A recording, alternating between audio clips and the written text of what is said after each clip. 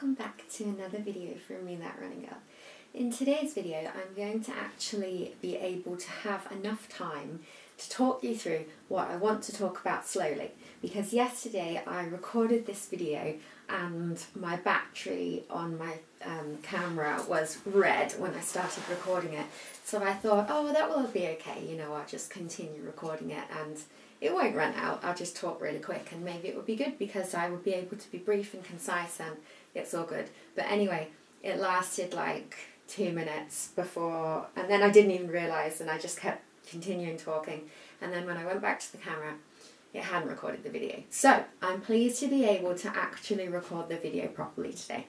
Anyway, in today's video I'm going to be talking about the importances of running slower in training so that you are able to have more quality sessions when you do your hard sessions, and so that you're able to complete greater distances in training comfortably, and so that you can race better.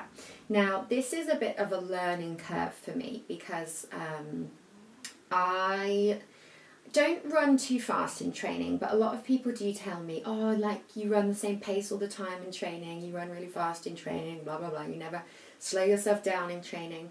And that to an extent is true, because I have, like everyone does, like a natural pace when I'm running. And when I'm running I really hate to run any slower than I naturally want to run. And I feel also like it's not satisfying to run slower than my body naturally wants to run. And even when in the past I've tried to slow myself down, I've tried to really force myself to run a lot slower, I feel like I just can't do it. I feel like it's the hardest thing in the world. Unless I've run 20 miles or unless I'm running up a massive hill, my body will just not want to divert from that natural pace that I have. So I've put together a few tips on how you can sort of force yourself to run slower, and the kind of benefits that you will get if you run slower. And again, this is something that I'm trying to do mainly on my longer runs, because when you do a longer run, I think it probably is a bit, it probably is more beneficial to run slower, because realistically if you're trying to run 10 miles, 15 miles, 20 miles at the same kind of pace that you go out and you run like a daily like 10k route in, it's not really that logical when you think about it. And the benefits, the kind of what you actually want to achieve at the end of that long run is just completing the distance. It's not really about the pace, it's more about the time on your feet and the sort of discipline physically and mentally you need to complete that distance. And so if you're adding pace into the equation as well, and you're thinking, oh, I need to be hitting this pace, I need to be hitting this certain minute mile, which I am guilty of, then it's just, you're kind of setting yourself up to fail, and you might not even be able to complete that distance. And I speak from experience in this because I went out on last Sunday and I wanted to run 16 miles. I was staying at my mum's house, and I planned like an 8 mile out, an 8 mile, obviously 8 mile out, an 8 mile back route, which obviously adds up to 16 miles. And I got to 11 miles of this route, and given that this route was 600 feet of climbing, so it wasn't actually the flattest and easiest route to actually, try to do 16 miles on. I got to 11 miles and my body had just completely had enough, and then it took me, I did cover the 16 miles, I ran 15 of them and then I walked the last mile home. But yeah, my body had just had enough by 11 miles, because it was half because I was trying, not trying for the pace, but I hadn't slowed it down enough. And also I have an infection in my legs, so my body I read that inflammation in the body can actually, if your body's trying to fight off an infection, it can, it does something with it sort of decreases how your body is able to absorb iron and take in oxygen. Something like that I read in Women's Health the other day. I hope I've referenced that well, and some doctor doesn't come on and be like, oh, you've got that wrong.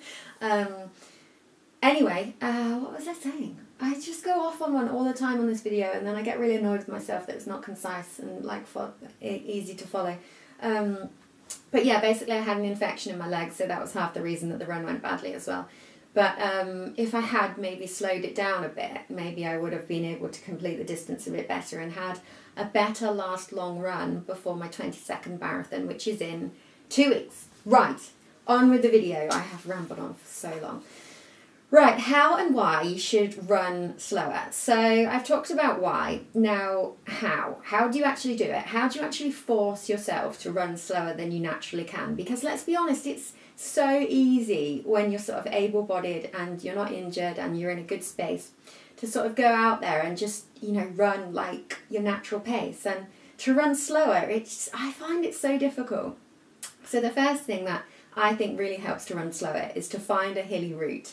Now, this is just obvious, really. When you're running along and you're on a flat road and things are good and conditions are good, you're going to be able to hit your natural pace. It's going to be easy to ramp it up. It's going to be easy to maybe add a few cheeky sprints in there and, just maintain a good pace. But if you're running hills, especially when you run a course that's like full of hills, not just like a 5-mile route with one hill on it, that is going to slow you down. And it's something that I've obviously had to adapt to, because where I lived 8 months ago was really, really, really flat, and I lived there for 8 years. So I was going out every day and I was just, running sort of 640s, 650s, 7-minute mile every day. And I loved that so much. I loved being able to stride out and, get my pace was really on it, and I was feeling really sort of confident and really fast and really good. And it's taken a really long time for me to adapt to this and be like, well, okay, realistically, when I did live in the flat area, I was only running 7-minute mile average in training, and now I run approximately 7:25, 7:30-minute mile. So obviously I've added half a minute onto my training per mile. But then I think, well, where I was living before was completely flat, and where I'm living now is between 400 and 600 feet of hills every day. So I think to add even half a minute, that still kind of proves that I'm well conditioned, I think. But I think that is something that you should take into consideration if you are running on the flat all the time. The next reason, another reason why you should try and run a bit slower, is because a lot of people believe that you should do your easy sessions really, really, really easy and your hard sessions really, really, really hard. Now, I do my hard sessions really, really hard. When I go to the track, I run literally, I feel like I'm going to die at the track, like everyone does. You run as hard as you can. And also in races, I run as hard as I can. But I feel like when maybe I'm going out and doing my normal runs in the week, maybe they're not quite as easy as they could be. Maybe I could kind of make it a bit easier on myself and, complete a bit more distance if I was doing that. Another reason how to run slower in training is to not use an iPod or a music device. Now, this is a really big one for me, because I've explained before why I use an iPod, and it's not so much for the motivation and the music side of things. It's more because I have incredibly sensitive hearing, and it's almost like a control device. I like the element of control. I like being able to listen to an iPod and be like, I'm going to change that track, I'm going to put the volume up, I'm going to put the volume down. It's almost like a little sort of comfort mechanism, really, that I have when I'm going with my iPod. And also it blocks out like traffic noise and distractions, so that helps me focus. But I do feel like I run faster with an iPod. Now, to put this into context, I was running last week and I didn't run a number of days with an iPod, and my average pace was around 7:29. And then I ran with an iPod the next day and my average pace was around 7:11, 7:16. So obviously I do run faster with an iPod. I don't know whether it's almost like I think it's almost a confidence thing, and almost like when I'm listening to certain songs as well, they kind of like create different emotions in me and different kind of responses. So for example, I think I've explained before, when I go out running without an iPod, I feel like my emotions are very kind of neutral and very like, I'm just running and I'm, taking in the scenery and I'm seeing what's going on everywhere in my surroundings.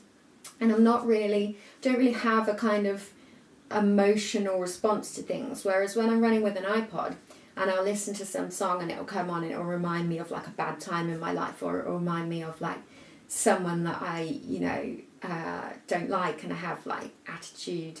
I have like a kind of angry, attitude-y run, and then I'm running faster because I feel like the adrenaline's really going. So I feel like if you don't run with an iPod, you will almost run nearer to your body's natural kind of running pace than if you run with an iPod. And obviously it's less stress on the body if you run slower in training. It's less stress on the body, and then that means your body is reserving all that kind of power that you can then use when you have an actual race. Because realistically, yeah, it's good like uploading pictures of an Instagram and saying, oh, look how fast I did this training run, but realistically you don't get a medal for a training run, you don't get a PB in a training run. So it's not like you really have to use that time to impress anyone or like have an ego about it. Save yourself for the races when it actually matters. And the last thing, how you should run slower, and this is something that I thought of the other day when I was running, because the other day I was running down a hill and I was going quite quickly, and I was thinking my body wasn't kind of overwhelmed or anything, but I did feel like I was running quicker than I needed to, and I was really trying to slow myself down. And I thought, how can I slow myself down? How can I think of some kind of mechanism to slow myself down? So I thought of a concept, which is the pace taxi and the pace train. Now, the pace taxi, obviously when you've been in a taxi and you're going along really slowly and you're stuck in traffic and it's frustrating, but, there's nothing you can do about it. You're in that taxi and, you're going slowly. So I was thinking, when I'm running too fast, or if you're running too fast, just think about like the pace taxi and think about, you don't need to be running that fast. Let's just hitch a ride on the pace taxi. Then on the other side of that, when you're racing, you can catch the pace train, which is obviously accelerating, fast shuttle train, and, you're going all out and as hard as you can and as fast as you can. And that's okay because it's a train and it's not the taxi, and the taxi is for training and the train is for racing. Now, please feel free to use that while you're running and training and racing, but if you use that and you pretend that you have made it up, I will come after you. So anyway, I hope you've enjoyed that video. I've been wanting to make this for a long time actually, but I didn't really know how to structure it, and I felt like maybe I was being a bit of a hypocrite because I don't run that slow in training. But there you go, I'm going to try my hardest. And also my partner is thinking about getting like a bike so that he can come out with me on long runs and he can bike and then I can do my running. And also we could get like a GoPro or something and then we could film it and it can make some nice little vlogs, because I am aware how much running and racing I do, but then I come back and I literally just upload videos all the time in the same room, which is a bit dull. So I'm pleased that so many people of you still subscribe to this, because I am going to sort it out and make the videos a bit more interesting. But I can see that a lot of you probably do follow me on Instagram, so you will see like all the pictures that I have from training and racing anyway. The next video I create is going to be on the lunar tempos, which I spoke about in my last video when I said about the lunar races being discontinued. So I've gone and got a few pairs of these in a few different models. I wasn't aware at the time, but there's a lunar tempo original and a lunar tempo 2, and so I've got a few of those, and I wanted to talk you through the pros and cons of those and how they kind of compare to the lunar racer.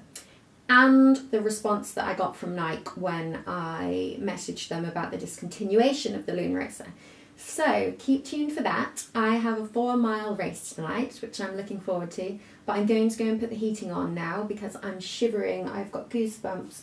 My hands are like ice, and it's literally like 8 degrees in the UK at the moment, which for the end of April, let's be honest, is pretty pathetic. But that's just England for you. The weather is abysmal.